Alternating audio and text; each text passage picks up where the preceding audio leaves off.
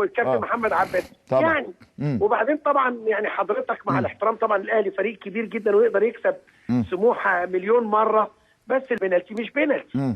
يعني كره البنالتي مش بنالتي. فيعني طبعا دي غيرت المباراه. نعم. وبعدين طبعا الانذار اللي هو خده طارق حامد نعم. مع البنالتي طبعا ما كانش ان هو ياخد الانذار ده، فبالتالي طبعا طلع والدنيا اتغيرت. وانا حذرت الكلام ده كتبنا في الجرايد وكتبنا على موقع النادي الرسمي. احنا مش عايزين ندفع الهجوم اللي حصل على الحكام نتيجه لاخطائهم في الانتاج. فانا اولا بحترم الاهلي، بحترم لاعبيه، بحترم ادارته، بحترم جهازه الفني، اقوى مننا كتير قوي، بس النهارده لا، النهارده ما يغلبش سموحه. فبالتالي طبعا الكلام ده بيعمل احباط شديد جدا، لان احنا بنبذل مجهود ولاعيبه صغيره وبتحاول وبتجتهد. طب هنكسب امتى؟ هنكسب امتى يا كابتن؟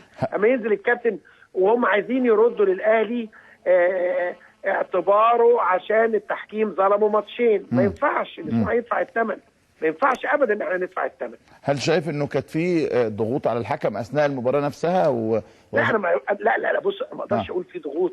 كان في ضغوط قبل المباراه على الاخطاء التحكيميه في ماتش الداخليه وماتش قبل كده.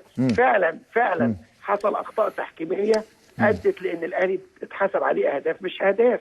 دي حقيقه ما حدش يقدر ينكرها. بس ما نصححش الخطا بخطا اكبر. هل هتتقدموا بمذكره؟ لا مش هتقدم بحاجه، لان بص اصل اتحاد الكوره هتقدم كاني بضرب الكوره في كره الاسكواش في الحيطه. هترجع لي تاني، هضيع وقتي وهضيع جواب على الفاضي وورق رايح ما فيش اي حد هيرد عليا ولا حد هيعبرني ولا حد هيسال فينا خالص.